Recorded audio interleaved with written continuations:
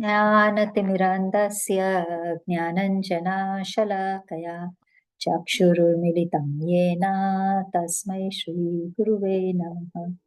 श्रीचैतन्यमनोभीष्टं स्थापितं येन भूतले स्वयं रूपा कदा मायं ददाति स्वपदान्तिकं।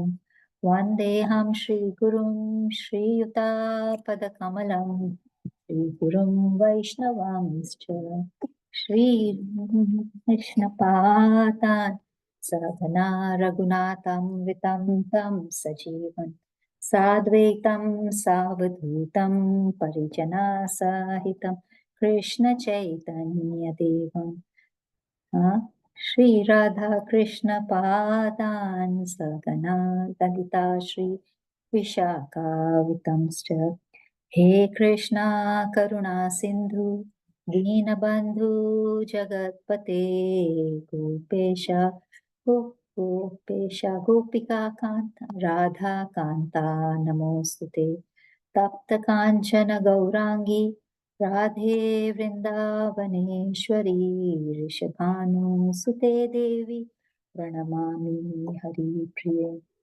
वाञ्छकल्पतरुभ्यश्च कृपा सिन्धुभ्येव च पतितानां पावनेभ्यो वैष्णवेभ्यो नमो नमः। श्रीकृष्ण चैतन्य प्रभु नित्यानन्द श्री अद्वैत गदाधर श्रीवासादि गौरभक्तवृन्द हरे Krishna Krishna Krishna Hare Hare Hare Ram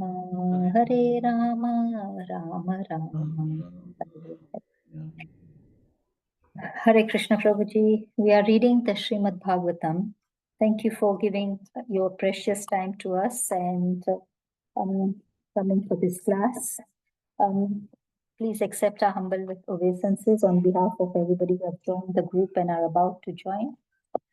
We are on Canto 2, which is Chapter 9. Chapter 9 is the answers by citing the Lord's version, and we are on text 36. And I've sent you the paragraph, Prabhuji. Hare Yes. Krishna, we hand over to you now. Jai, thank you very much. So we're continuing. It's been 2 weeks since I last spoke, and I was surprised to learn that we're still on the same verse, which is loads and loads and loads of purports and lots of quotes from other verses by Srila Prabhupada. So we'll try to go through as best as I can. Let's start with reciting the verse. Etava deva jitnasam tattva jitnas sanatmanaha anvaya vyatarikyabhyam yachyat sarvatra sarvada. The person who is searching after the supreme absolute truth, the personality of Godhead, most certainly search for it up to this, in all circumstances, in all space and time, and both directly and indirectly. So continuation of the purport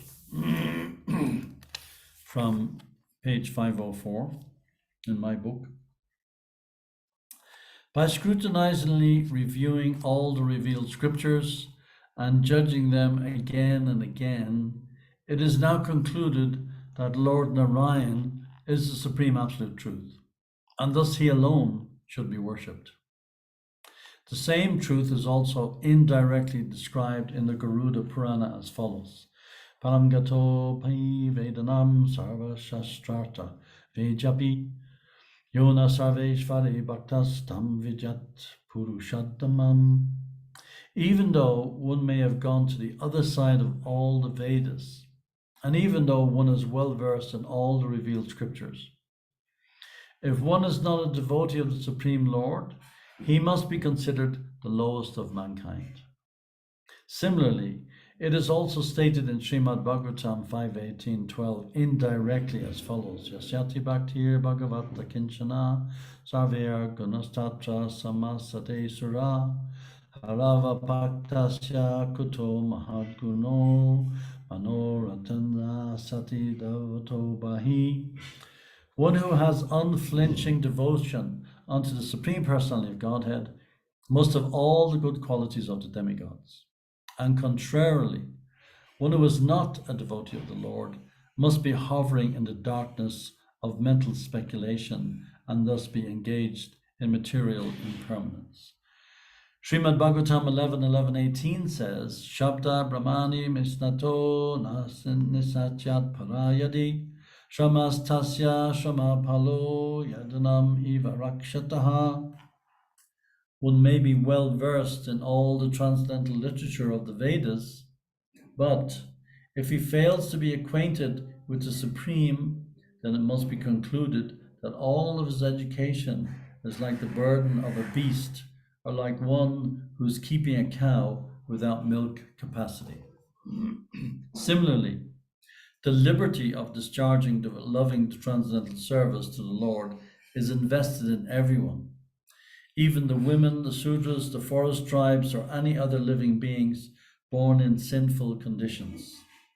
Tave Vijantati Taranti Ta Deva Mayam Shrista Sudrahuna Sabara Api Papajava Yajad Bhuta Krama Parayana Shilashrikas Tiryak Jana Api Kumusruta Dharanaye. Bhagavatam 2:746. The lowest of human beings can be elevated to the highest stage of devotional life if they are trained by the bona fide spiritual master, well versed in transcendental loving service of the Lord.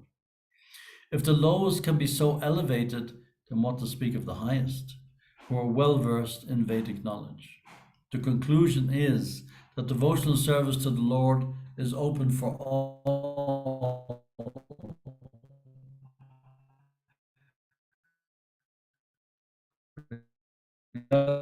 The confirmation of its application knowledge through the training of a bona fide advice for happens. Not this is confirmed in the Guru Kita Pakshi Mrigadam Cha Haro Sanyasta Chetasam Urdvam eva gatim manye kim punar janinam rinam. Even the worms, birds, and beasts are assured of elevation to the highest perfectional life if they are completely surrendered to the transcendental loving service of the Lord. What to speak of the philosophers among the human being? Therefore, there is no need to seek properly qualified candidates for discharging devotional service to the Lord. Let them be either well-behaved or ill-trained. Let them be either learned or fools. Let them be either grossly attached or in the renounced order of life. Let them be liberated souls, desirous of salvation. Let them be inexpert in the discharge of devotional service or expert in the same. All of them can be elevated to the supreme position by discharging devotional service under the proper guidance. This is also confirmed in Bhagavad Gita 9:30-32 as follows. Apichet Sudara Charo Bhajatemam Anyanyabhak Sardar Eva Samantavya Samyak Vyavasito Hisha Mamhi Partavya Pasritya Yepisu Papayonayaha Striyo Vaishas Tata Shudas Tepi Yanti Parangatim. Even if a person is fully addicted to all sorts of sinful acts, if he happens to be engaged in the loving transcendental service of the Lord under proper guidance, he is to be considered the most perfect holy man without a doubt. And thus, any person, whosoever, whatsoever, and whosoever he or she may be, even the fallen woman, the less intelligent laborer, the dull mercantile man, or even a man lower than all these, can attain the highest perfection of life by going back home, back to Godhead, provided he or she takes shelter of the lotus feet of the Lord in all earnestness. Om Jnana Timirandasya Ganangana Shalakaya Chakshur Unmilitam Jena Tasmai Shri Guruve Namaha. So, this is, Prabhupada has given a whole series of verses here describing how if we have unflinching devotion to the Supreme Personality of Godhead, then we must have all the good qualities of the demigods. And contrarily, Prabhupada says, the verse says rather, one who is not a devotee of the Lord must be hovering in the darkness of mental speculation. And we see that famous, much maligned verse in Bhagavad Gita, the 9:30 and 31. Prabhupada is quoted here in the purport. There's there's a very interesting section of the purport. Prabhupada is saying, even if one commits the most abominable action, if he is engaged in devotional service, he is to be considered saintly because he is properly situated in his determination. Of course, as devotees are naturally humble. It's one of the moods that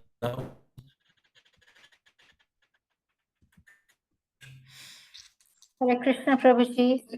Hare Krishna Prabhuji.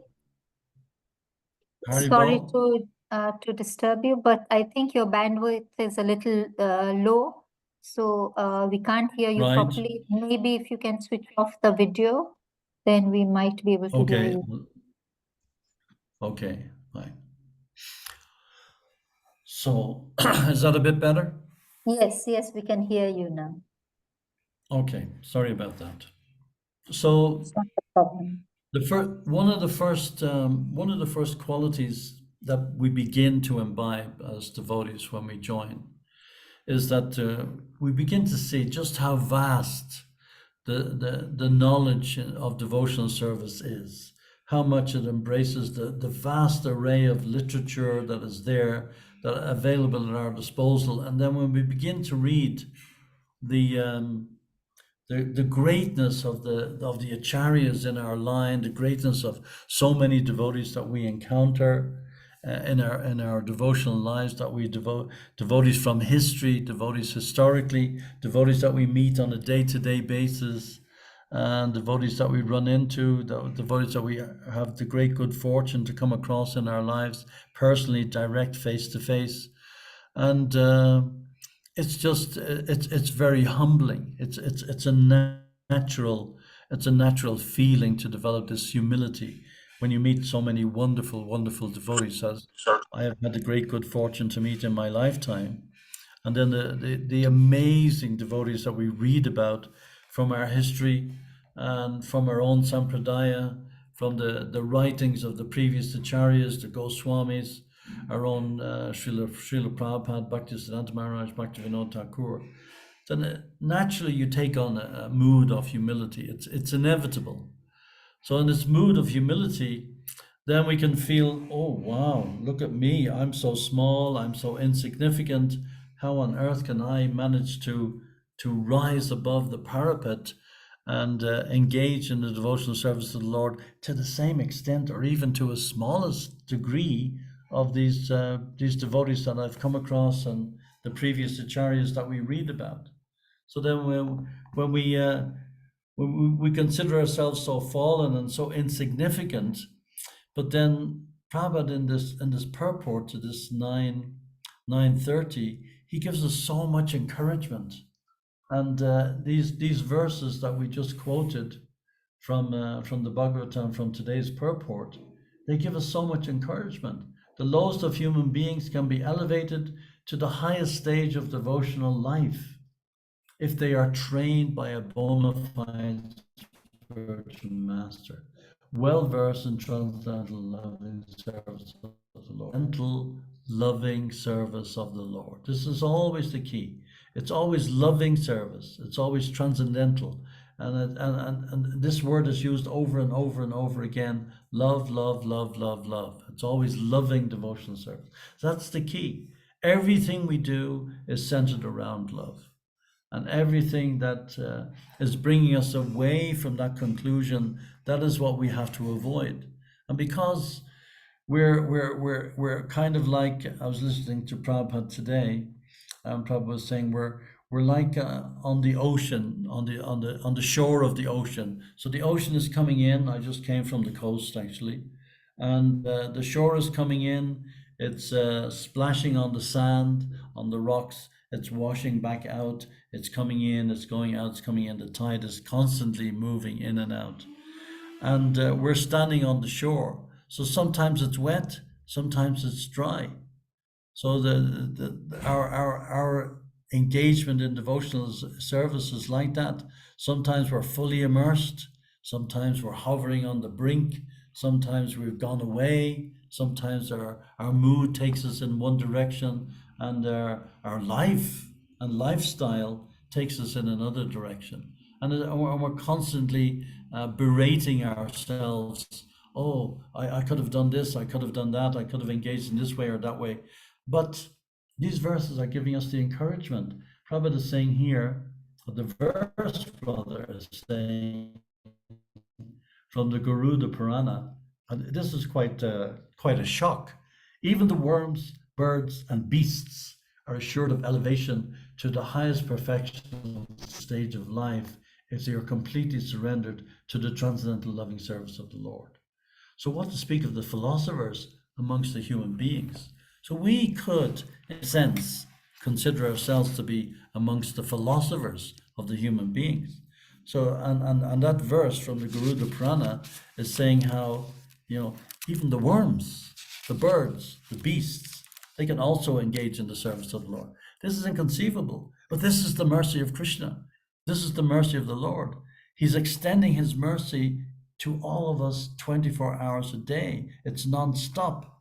I was reading earlier on, I was reading a poem from Srila Bhaktivinoda Thakur, this from Sharanagati, where he was Manasa Deho Geho. It's one of the first songs I heard when I became a devotee. It was sung by Vishnu Jan, and he sang it so sweetly. You could see the intention, the intensity of his voice. And Bhaktivinoda Thakur is saying, mind, body, and family, whatever may be mine, I have surrendered at your lotus feet, O youthful son of Nanda. In good fortune or in bad, in life or at death, all my difficulties have disappeared by choosing those feet of yours as my only shelter. Slay me or protect me as you wish, for you are the master of your eternal servant. If it is your will that I be born again, then may it be in the home of your devotee. And then Bhaktivinoda Thakur is paraphrasing that verse that we just read from the Garuda Purana. In the next line, he's saying, may I be born again even as a worm, so long as I may remain your devotee. I have no desire to be born as a Brahma, averse to you. I yearn for the company of that devotee who is completely devoid of all desire for worldly enjoyment or liberation. Father, mother, lover, son, lord, preceptor, and husband, you are everything to me. Thakur Bhaktivinoda Thakur says, O Kana, please hear me. O Lord of Radha, you are my life and soul. So what a beautiful prayer. And it's just the whole mood of a devotee. Again, Bhaktivinoda Thakur is placing himself in this amazingly humble position that he is simply want to be born again, even as a worm. Even as a worm. That you can't get any lower than a worm. And he doesn't care as long as it's in the home of a devotee. He said, and elsewhere he says, even if I'm born as a blade of grass, as long as I can be born as a blade of grass in the home of a devotee, so the devotee can place the dust of his lotus feet on that blade of grass, I don't care. So when we seem to struggle in our devotional creeper, and it seems to take one effort after another, one step after another, sometimes it flows along. We're dancing in ecstasy. We're flowing along in a mood of complete and total bliss. Like we had such a wonderful, wonderful weekend here in Nakuru in our little Shobha Yatra. where the deluge of Indra came down and washed the whole thing away. So we had the Shobharatra indoors instead of outdoors. Indra took his revenge on us for some weird reason. I don't know why. He has his own idea. And it was just completely ecstatic. We were dancing with Lord Jagannath, literally dancing with Lord Jagannath. And the devotees went, the kirtan led by Banka Bihari was insane. It just took off. So we get these occasional pools of ecstasy which just drive us crazy, and we get this glimpse into the devotional service that we can actually engage in 24/7. And then sometimes we go the other way, like the Tatashta, we're on the edge, and we look this way, and it's ecstasy, pools of ecstasy, devotional creeper is growing and growing and growing. And then sometimes we look the other way and say, oh, wow, can I leap in there? Can I go there? And so the mind is taking us in all directions. As Krishna says, the mind is the greatest friend or the worst enemy. But Krishna is saying here in this verse that Prabhupada is quoting, 9:30, even if one commits the most abominable action, if he is engaged in devotional service, he is to be considered saintly because he is properly situated in his determination. So this is the key. This is really the key. And in an earlier verse in the same chapter of the Gita, 9:14, which is one of my favorites, I really take a lot of shelter in. Krishna says, Satatam kirtayanto mam yatantascha dridavrat. So Krishna knows that the material energy is strong. The material energy is very powerful. And the material energy is can and does, and indeed has been dragging us down for millennia into the material whirlpool from which we find great difficulty in trying to crawl out. But Krishna is saying, Satatam kirtayanto mam, always chanting my glories, endeavoring with great determination. So when we take this vrat, this vow, this drita vrat with determination, then we can succeed. Then Krishna is there. Krishna is behind us. Krishna is supporting us all the way. And there's no doubt about that. Declare it boldly, O Arjuna. My devotee never perishes, Krishna says. And in the next verse, that Prabhupada is also quoted 9, 30, 31, and 32. So Prabhupada is saying in that purport, the word sudurachara used in this verse is very significant, and we should understand it properly. When a living entity is conditioned, he has two kinds of activities. One is conditional, and the other is constitutional.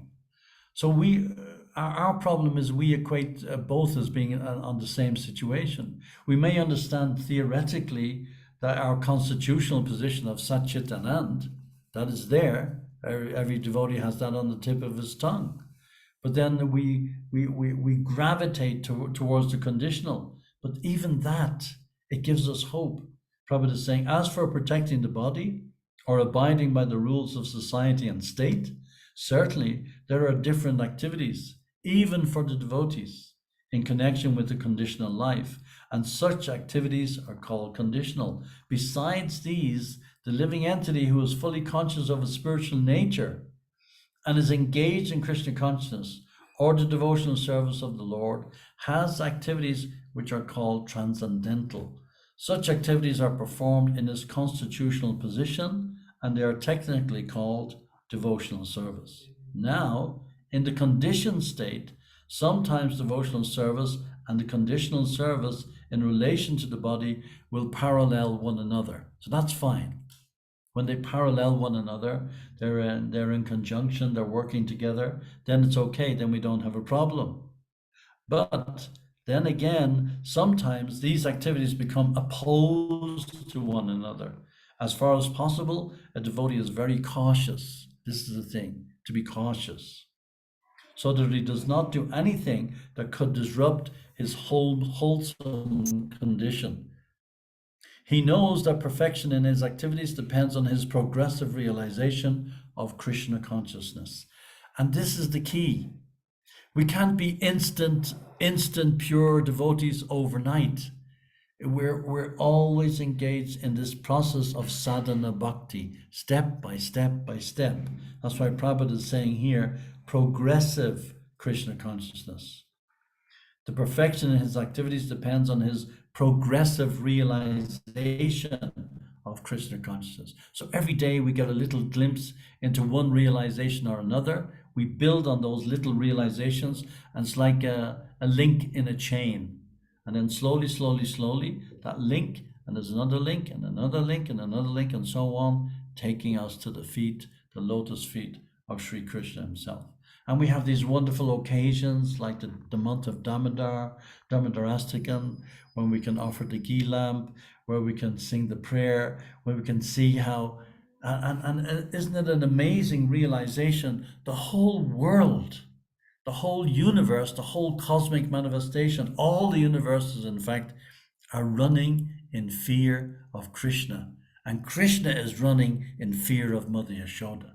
So this is the whole reversal of this whole thing. All the majesty is gone. All the majesty is immediately taken out of the whole paradigm. And then immediately Mother Yashoda, she's the boss. She's the one with the stick. And Krishna, as is described in the song, he's rubbing his eyes again and again in fear of Mother Yashoda. So this is the mood of a devotee. And this is Krishna's mood. This is Krishna's mood. He wants to engage us more than we want to engage in his service. He is begging for us to come towards him. And we are going in the opposite direction. But we can take shelter in verses like this, as these quoted by Srila Prabhupada, one after the other, quoting from so many Puranas here, where we're even in this fallen condition, even in this mentality that we're adopting, sometimes where we glimpse at the material world and say, oh, that's quite attractive, let me try this, and then boom, we get snared. But still there is the hope. There is, as far as possible, a devotee is very cautious. He knows that perfection in his activities depends on his progressive realization of Krishna consciousness. Sometimes, however, it may be seen that a person in Krishna consciousness commits some act which may be taken as most abominable, socially or politically. And that's a fact. That's why Vaishnava Aparad, we have to be very careful. It doesn't mean that we should just brush over indiscretions and just ignore them. No, we should take care of that devotee and make sure that that devotee gets to stand on his own 2 feet and become strong again. We can't just ignore things and cover things over. No, that's not the point. But at the same time, when a devotee is strong, we're immersed, completely immersed in this whirlpool of Maya. And it's very, very, very strong. So to come out of it is such an endeavor. But such a temporary fall down, Prabhupada says, does not disqualify him.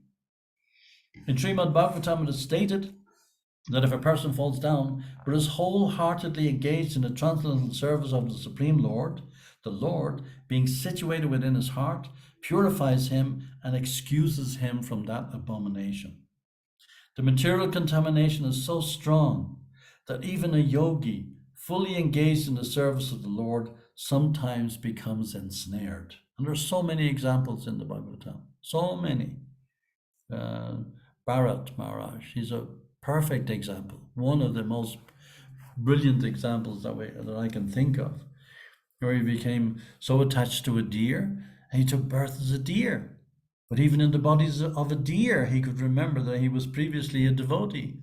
And then he took birth as Jad Bharat, and then eventually reached the stage of perfection. Ajamil, the same situation. The Second Chance, that book that we sell all over the world. Ajamil, it wasn't even calling out the name of the Lord. He was calling out his son's name. And immediately the Vishnu Dutas came and saved him. So the mercy of the Lord is unlimited. We think in our capacity, we can't understand the unlimited, because our capacity to understand, our intelligence is limited, whereas the Lord's mercy is unlimited. And a little advancement on this path, as Krishna says in Bhagavad Gita, can protect one from the most dangerous type of fear. So we just have to stick with the process.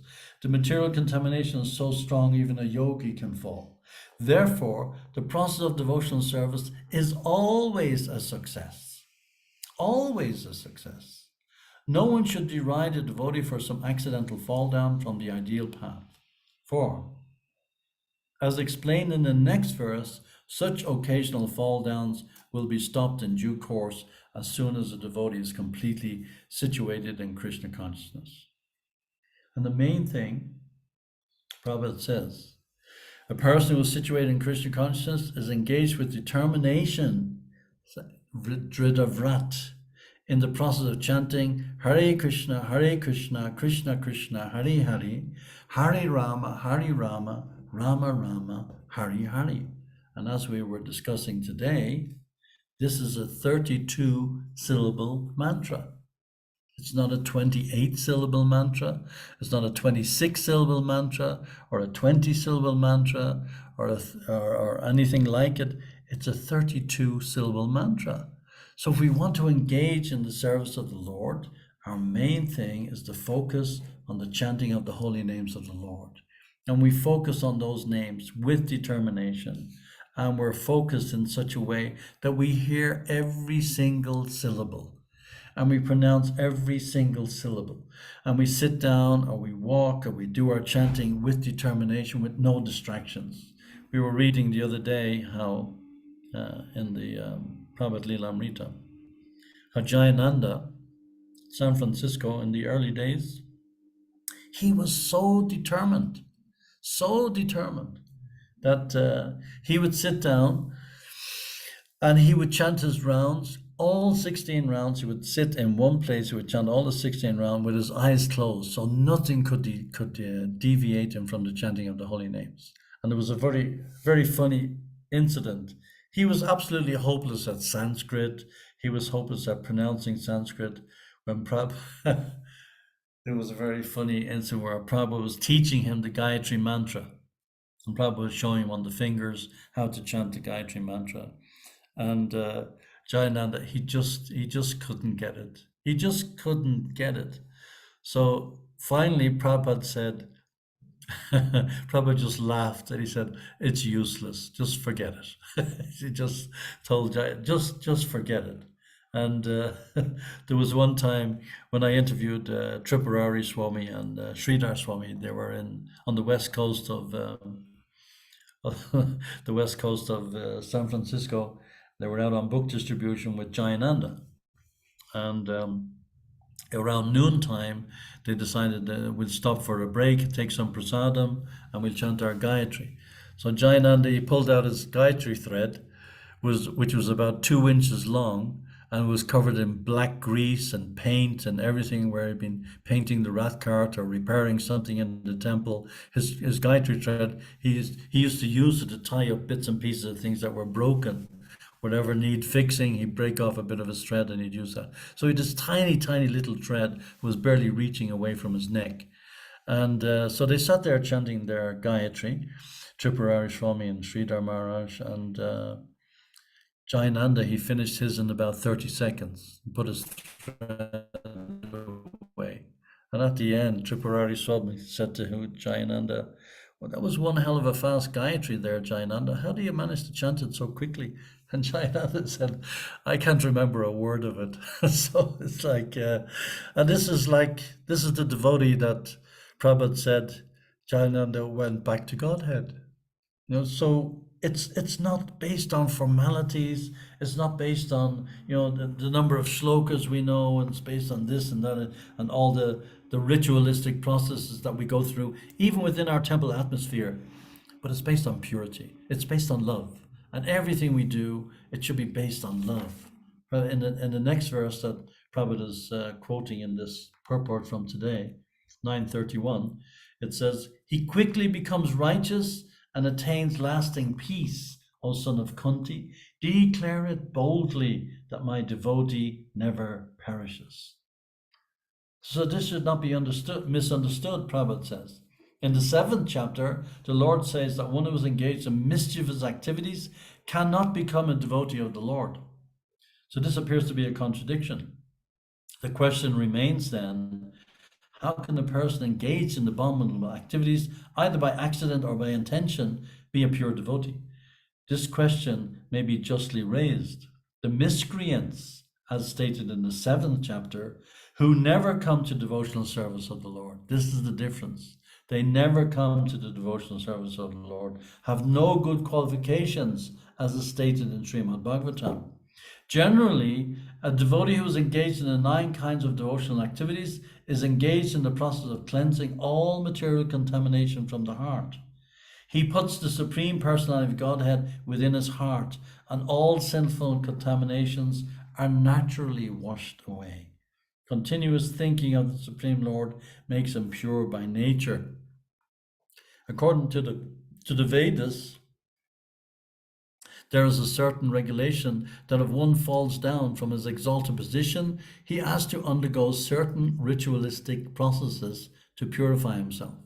But here, there is no such condition, because the purifying process is already there in the heart of the devotee, due to his remembering the Supreme Personality of Godhead constantly and chanting Hare Krishna, Krishna Krishna, Hare Hare, Hare Rama, Rama Rama, Hare Hare.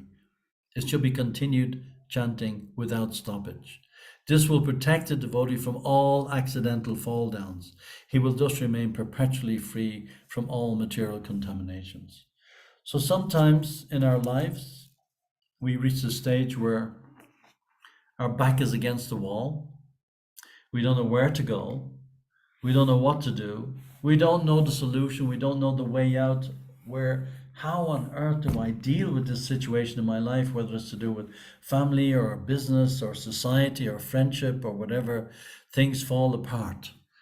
As we read from Chinua Achebe many years ago when we were in school, things do fall apart. And this is a constant factor. This material world is no fit place for a gentleman, Srila Bhaktisiddhanta Maharaj says. So why should we be surprised? This is the nature of the material world. And these are the advantages that we take when things do fall apart. It's a total advantage for a devotee, because where else do you go then? What else can you do? You just have to fall at the lotus feet of the Lord, say, please, my dear Lord Krishna, it's already a fact that I'm not the Ishvara. It's already a fact I'm not the controller. So now there's some dawning of some realization to that fact. Please, please, please help me, engage me in your service. And when we reach that stage, then we've nowhere else to go. This is the perfect stage in our lives, the perfect stage. It's an ideal situation, although we may not relish it at the time, because the dawning of the realization hasn't really cemented itself yet. But when it does, and then we say, well, Krishna, there's nowhere else for me to go. I have no means of success, as Bhaktivinoda Thakur says in that beautiful song, one of my favorites. I have no means of success, O Gopinath. But if you take me, having bestowed your mercy upon me, then I will obtain deliverance from this world. I have fallen into the perils of material illusion. Wealth, wife, and son surround me, and lust has wasted me away. My mind is crazy and does not care for any authority. It is always senseless and has remained in the dark pit of worldly affairs. O Gopinath, I have accepted defeat. All my various endeavors were useless. Now you are my only hope. O Gopinath, how shall I make any advancement when my mind has come under the control of the powerful senses and does not abandon its attachment to materialism? O Gopinath, after sitting down in the core of my heart and subduing my mind, please take me with you. In this way, the horrible dangers of this world will disappear. O Gopinath, you are Rishikesh, the Lord of the senses. Seeing me so helpless, please control these senses of mine and deliver me from this dark and perilous worldly existence. O Gopinath, the noose of materialism has become fixed around my neck. Taking up the sword of your mercy and cutting this bondage, make this Bhaktivinoda your humble servant. What a way to pray! The realization of Srila Bhaktivinoda Thakur, it just all the time just knocks me over. And it's just placing himself in the mood of someone who has fallen, and someone where there's no hope, but there always is hope. There's always there's always that glimmer of hope. Please remove the torrent of worldly existence. I can no longer tolerate the pain of ignorance and the repeated succession of births and deaths. What a wonderful, wonderful poet. Absolutely beautiful poetry from the lips of Srila Bhaktivinoda Thakur, the pen of Srila Bhaktivinoda Thakur. So Prabhupada is saying here in this purport from today, this sincere earnestness, and this is where it comes in. We have to be earnest, is the only qualification that can lead one to the highest perfectional stage of life. And unless and until such real earnestness is aroused, there's a difference between cleanliness or uncleanliness, learning or non-learning in the material estimation. Fire is always fire. And thus, if someone touches the fire knowingly or unknowingly, the fire will act in its own way without discrimination. And isn't that a fact? The fire will act. The material energy will act in its own way without discrimination. It's not that a baby is crawling around the floor in front of the fire, and the fire will think, oh, that's a baby, I won't burn the baby. Of course, it's innocent. No. Material energy, innocent or not, material energy will burn, and the material energy will bite, and the material energy does not discriminate. It's not that we are cast into this ocean of suffering by the Lord, or we're cast into an eternal abomination of hell by the Lord. No, we actually choose our own destiny, and it's completely and totally up to us how we react to the way whatever the material energy is throwing at us. We can decide, okay, Krishna, I'm going to fight this. I'm going to fight this alone. I'm going to do battle with the material energy and I will succeed. Or we can just throw our hands in the air and say, I failed. Time and time and time again, I have tried of my own volition to succeed and nothing works. So the Prabhupada is saying here, the principle is Harir Harati Papani Dusta Chitter Apishmita. The all-powerful Lord can purify the devotee of all sinful reactions, just as the sun can sterilize all sorts of infections by its powerful rays. Attraction for material enjoyment cannot act upon a pure devotee of the Lord. So, this is where we need to reach that stage in the pinnacle of perfection of our lives, where we're acting in pure devotional service and we're engaging in loving service to the Lord. We're engaging in loving service to each other. And in this way, we can actually make progress in Krishna consciousness. If we think that we can do it on our own, we're completely and totally foolish, wasting our time 100%. There are hundreds and thousands of aphorisms in the revealed scriptures, Prabhupada is saying. Atmaran cha munaye. Even the self-realized souls are also attracted by the transcendental loving service of the Lord. This is the key. Over and over and over again, we hear this phrase, the transcendental loving service of the Lord. Kechit kevilaya bhaktya vasudeva parayana. Simply by hearing and chanting, one becomes a great devotee of Lord Vasudeva. Nachalati Bhagavat Padara Vindayal. Lavanam Shamadaram Apisa Vaishnava Vagraha. A person who does not move from the lotus feet of the Lord, even for a moment or a second, is to be considered the greatest of all Vaishnavas. So how do we do that? How do we not move for a second away from the lotus feet of the Lord? Again, Krishna is saying, Satatam Kirtayantamam, always chanting my glories, endeavoring with great determination, bowing down before me, these great souls perpetually worship me with devotion. Krishna is saying twice in the same verse, always chanting, perpetually. So we non-stop. It's a complete and total non-stop. Satatam Kirtayantamam, always chanting my glories. This is all we can do. We can simply take shelter. We were discussing with Madan Gopal at the Sunday program how Krishna has invested all of his energy, all of his potencies, the whole spiritual world is contained in the chanting of the Mahamantra. I mean, this is inconceivable. The whole spiritual world is contained, and we were quoting from Lord Chaitanya, where Lord Chaitanya is saying that I cannot even conceive how much nectar is contained between the two syllables Krishna, Krishna. Lord Chaitanya, who is Krishna himself, he's saying he cannot conceive how much nectar is contained between these two syllables. And we're chanting this constantly. Every day we're doing our 16 rounds, we're engaging in kirtan. And to what extent are we holding back from just simply surrendering to the sound vibration of the chanting of the holy names of the Lord? Engaging in that service. That is loving devotional service. Chanting with devotion, chanting to please the Lord.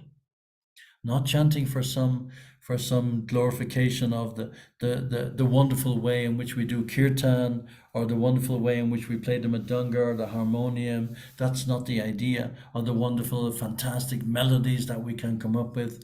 That is great. We don't want to be chanting like a banshee. We want to be chanting in a mood of devotion. We want to please the Lord. So whatever melody is there within our heart, whether it's good, bad, or indifferent, if it's to please the Lord, Krishna sees the intention. Krishna sees the motivation. Whatever the result will be, that is up to Krishna. Man proposes, God disposes. It's completely and totally up to the Lord. It's not up to us. So whatever mood we are imbibing, wherever mood is there within our hearts, then that is what Krishna is seeing. And that is the main thing. Not the external appearance of, putting your tilak on perfectly and dressing with your perfectly pleated dhoti or sari or whatever the case may be. No, the mood is what is there in our heart. The Supreme Lord, he is so wonderful. He is so merciful to us. He is sitting within the heart. And everything is seen, everything, all our motivations, all our desires, everything is already noted by the Lord. He knows everything that's there. Prabhupada says, a person who does not move from the lotus feet of the Lord, even for a moment or a second, is to be considered the greatest of all Vaishnavas. The pure devotees are convinced of attaining the association of the personality of Godhead. So this is the conviction. The pure devotee is convinced. And that is the conviction that we have to develop. We have to develop that conviction that if we're engaging in the service of the Lord, we are going to get the result of the lotus feet of Krishna. They're always engaged in the transcendental loving service of the Lord. Therefore, in all continents, in all planets, in all universes, devotional service to the Lord, or bhakti yoga, is the current. And that is the statement of Srimad Bhagavatam and allied scriptures. Everywhere, Prabhupada puts it in quotes, everywhere means in every part of the creation of the Lord. The Lord can be served by all the senses, or even simply by the mind. And Prabhupada gives the example of the South Indian Brahmin, who served the Lord simply on the strength of his mind, also factually realized the Lord. Success is guaranteed for a devotee who fully engages in any one of his senses in the mode of devotional service. By any ingredient, even the most common commodity, a leaf, a flower, a fruit, or water, which is available in any part of the universe and without cost. And thus the Lord is served universally by the universal entities. He can be served simply by hearing. Can you imagine? I mean, how easy is it in this age? He can be served simply by hearing. I mean, this is such, on one sense, at first glance, it appears to be something completely innocuous. But then when we read it again and again, it's really, really deep. We can serve the Lord simply by hearing. Shravanam, Kirtanam, Vishnu Smaran. They go one after the other. Any one of the processes of devotional service can bring us to the lotus feet of the Lord. But if we're engaged in the process of Shravanam Kirtanam, Vishnu Smaran automatically comes. Automatically, like the link in the chain. He can be served simply by chanting or reading about his activities. He can be served simply by adoring him and accepting him. Simply by accepting him. I accept. I'm fallen. I'm a low level. There's hardly any hope for me to ever reach the pinnacle of perfection in my devotional creeper. But simply if I hold on to this thought that simply by adoring him, by simply accepting even the theoretical notion that Krishna is the Supreme Personality of Godhead, that's enough. That's enough. We don't want to go into don't need to go into all kind of complicated permutations and connotations about this, that, and the other. Simply keep it simple. In the Bhagavad Gita it is said that one can serve the Lord by offering the result of one's own work. It does not matter what one does. Generally, men may say that whatever they are doing is inspired by God, but that is not all. One should actually work on behalf of God as a servant of God. Krishna says in Bhagavad Gita, Yat karoshi yadasnasi, yat jahoshi dadasi yat tapasyasi kontaya, tat kurushva pranam.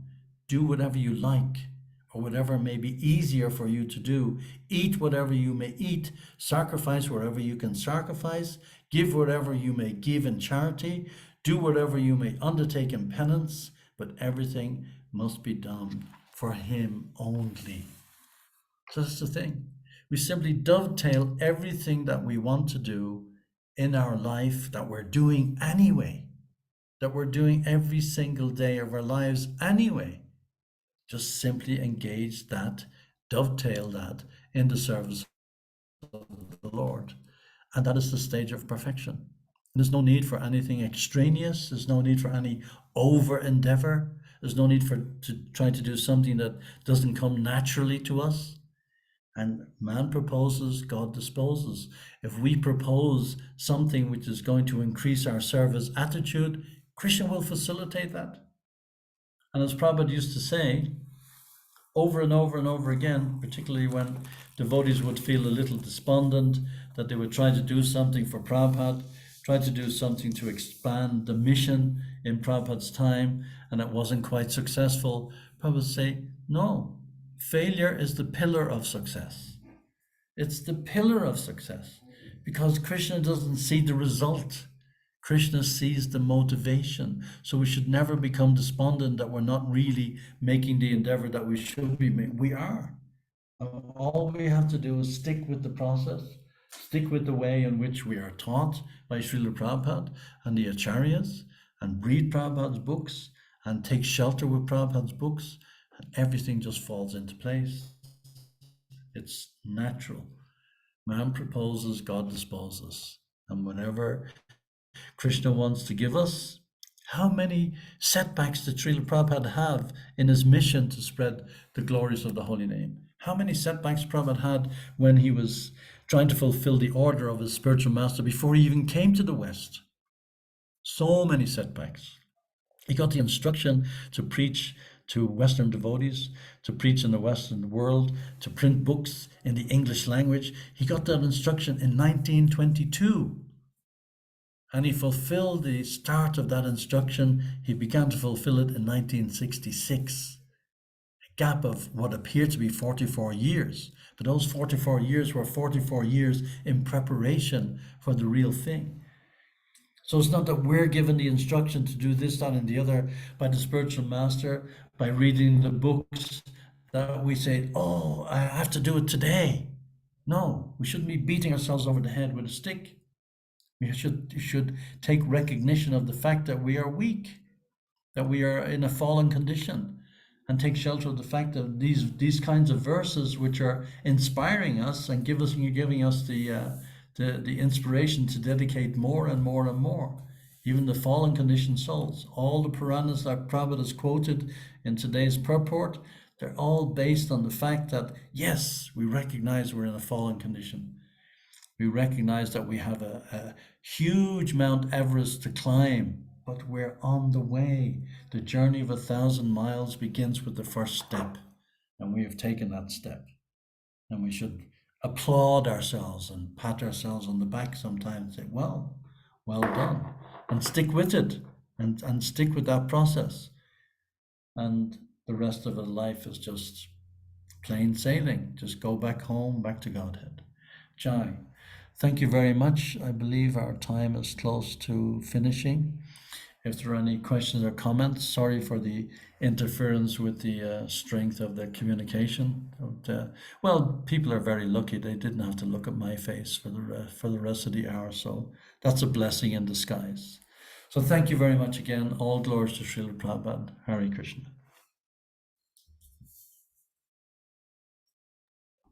Hare Krishna. Thank you so much, Prabhuji. I think we just have 1 more minute left. Bhakta Mugo, kindly take over. Hare Krishna. Hare Krishna. Thank you so much, Professor Kritika Patel Mataji, for the opportunity. And thank you so much, Your Grace Vidura Prabhuji. I'm also glad that I took some association from you over the weekend. And yes, thank you so much. There's so much depth in just being around you. Thank you, thank you. I don't know whether there's any question from the assembled devotees.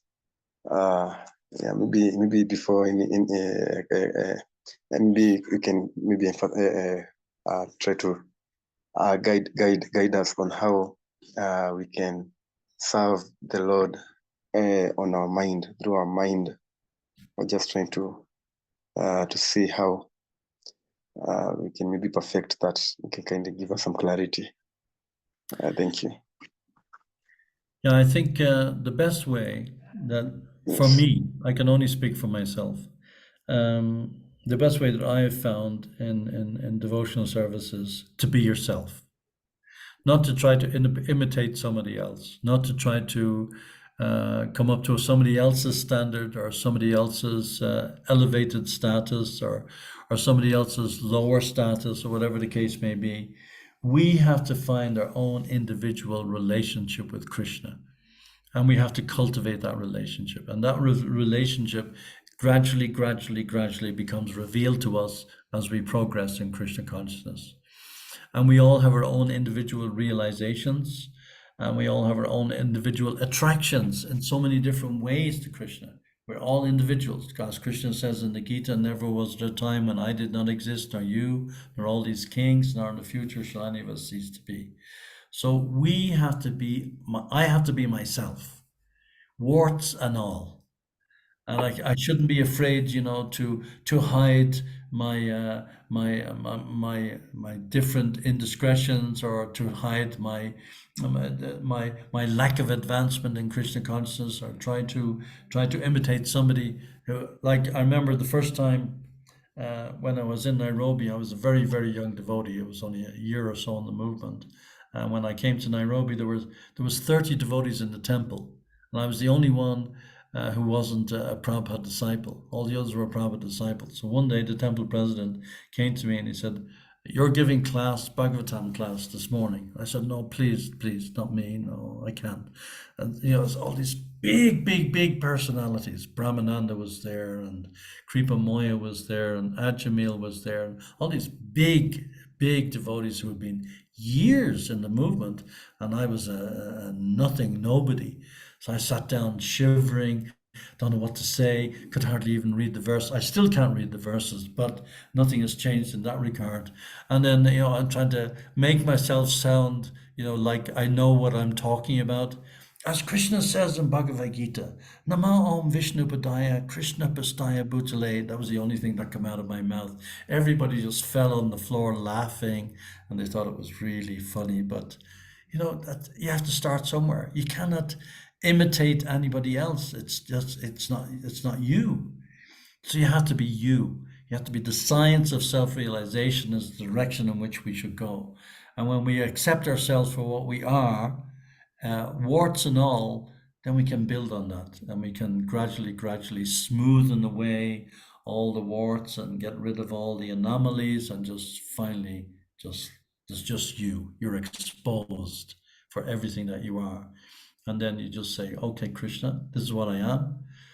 fallen and all, help. Just help me. Just help me. That's all I can do. Jai, thank you very much. Hare Krishna. Hare Krishna, thank you so much. I don't know whether there's any other devotee who has any other comments. I see you today we are graced by the presence of His Grace Priya Govinda. Maybe if there's no any other comment, he can end the class for us today. Hare Krishna. Hare Krishna. Hare Krishna. My Dandavat pranams to all devotees present, and that was a very wonderful class, amazing one. And due to the constraint of time, I don't want to dwell so much on it, but it was a wonderful class. And your ending remarks resonates with me that you will be yourself. You be yourself, whatever the case may be. And in that doing, and in so doing, we'll develop confidence, self-confidence. And that's how many devotees are able to give a wonderful presentation in the temple, to give class. And we had that experience yesterday in Nakuru in the evening. So this is amazing. So on behalf of Srimad Bhagavatam team from Eldoret online session, we would like to thank so much Vidura Prabhuji for your wonderful realization on this shloka, which is a very long one, and the way you have decoded it for us, it is amazing for our understanding. Some of us, like myself, I'm not so good in doing so. And for that reason, let's us all unmute ourselves and chant one round of Hare Krishna Mahamantra for the glorification of Vidura Prabhuji and everyone present on this forum. Hare Krishna, Hare Krishna, Hare Krishna, Hare Krishna Krishna, Krishna Krishna, Hare Hare, Hare Rama, Hare Hare Rama, Rama, Hare Rama Rama, Rama, Rama Hare Rama, Hare Hare.